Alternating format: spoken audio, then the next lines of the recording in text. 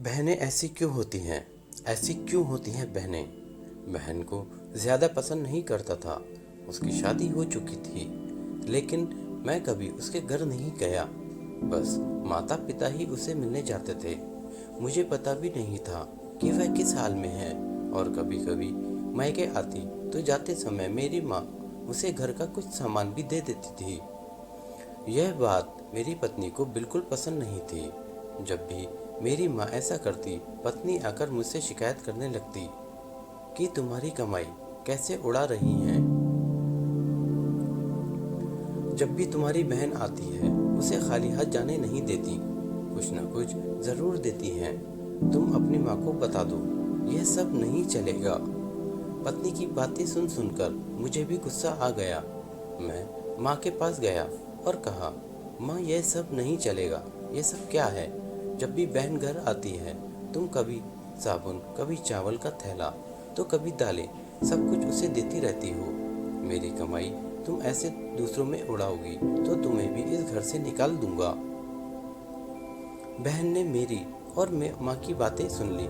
1 घंटे बाद बहन मेरे कमरे में आई और कहने लगी, भाई ज़रा रिक्शा ला दोगे? मुझे अपने घर जाना है। बहन की बात सुनकर मैं मन ही मन बहुत खुश हुआ, लेकिन दिखावे के लिए बहन से कहने लगा, थोड़े दिन और रुक जाती। नहीं भैया, बच्चों की स्कूल की छुट्टियां खत्म हो गई हैं। अब मुझे घर जाना है। कल से इनके स्कूल शुरू हो जाएंगे। फिर वह चली गई। पिताजी के मरने के बाद जब घर का बंटवारा हुआ तो हम दोनों भाइयों ने आपस में ही बंटवारा कर लिया। तो लेकिन उसमें से भी बहन को कुछ नहीं दिया। वह फिर भी खामोश रही, हमसे कोई शिकायत नहीं की। लेकिन हमारी माँ बहुत रोई और कहने लगी, बहन को भी कुछ दे दो। लेकिन हमने माँ की एक न सुनी और माँ को डरा धमका कर चुप कर दिया। अब बेचारी विधवा औरत, और अगर हम उसे घर से निकालते तो वह कहाँ जाती? इसलिए चुप हो गई। भाई साहब ने अपना हिस्सा बेचकर शहर जाकर नया काम शुरू कर दिया था और वहीं रहने लगे। हमने अपनी बहन के साथ जैसा व्यवहार किया था, उसकी सजा तो मिलनी ही थी। भाई साहब का कारोबार बर्बाद हो गया और वह मजदूरी करके अपना पेट पालने लगे। मेरे बड़े बेटे को भी टीबी हो गया। इसके इलाज में लाखों रुपए खर्च हो गए। जो भी मेरे पास था, जो सब कुछ था, वह खत्म हो गया और मुझे कर्ज लेना पड़ा। हालात इतने बुरे हो गए कि खाने के लिए भी पैसे नहीं थे। घर में कुछ राशन नहीं था। मैं कमरे में अकेला बैठा सोच में गुम था कि मेरी बहन घर आ गई। उसे देखते ही मेरी पत्नी ने कहा, आ गई मनहूस। बहन को देखकर मैं भी गुस्सा हो गया, लेकिन अपने गुस्से को दबा लिया।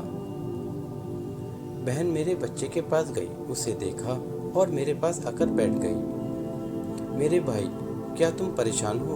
यह कहते हुए उसने मेरे सर पर हाथ फेरा। बड़ी बहन हूँ तुम्हारी, तुम मेरी गोद में खेले हो। अब देखो, अपनी बहन से भी बड़े हो गए हो कि बहन को कुछ नहीं बताते, अपना दुख भी नहीं बांटते। यह कहते हुए उसने अपने सोने के कंगन निकाले और मेरे हाथ में रख दिए।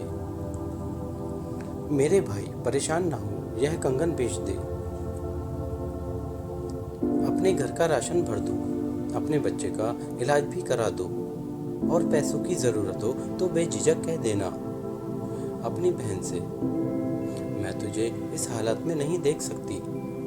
पर हाँ, जाकर नाई से अपनी दाढ़ी भी बना लेना। देख कितनी बड़ी हो गई है। मैं आश्चर्यचकित होकर अपनी बहन को देखे जा रहा था, पर वह कहने लगी, भाई इस कंगन के बारे में किसी से ना कहना, तुझे मेरी कसम है। मेरे माथे को चूमा और कहने लगी, चल अब चलती हूँ, तेरे जीजा जी और बच्चे आते ही होंगे, मैं फिर आऊँगी। मैं पहली बार उसे घर के बाहर तक छोड़ने आया। देखा तो पैरों की चप्पल भी टूटी हुई थी।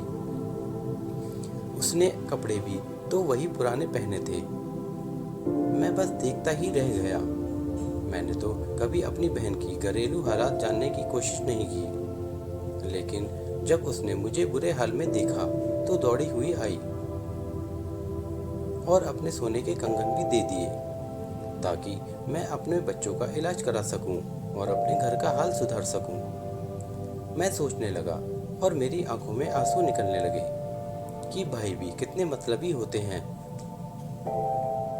अपनी बहनों को पल भर में ही बेगाना कर देते हैं और बहनें अपने भाइयों को जरा सा दुख भी नहीं बर्दाश्त करने देती।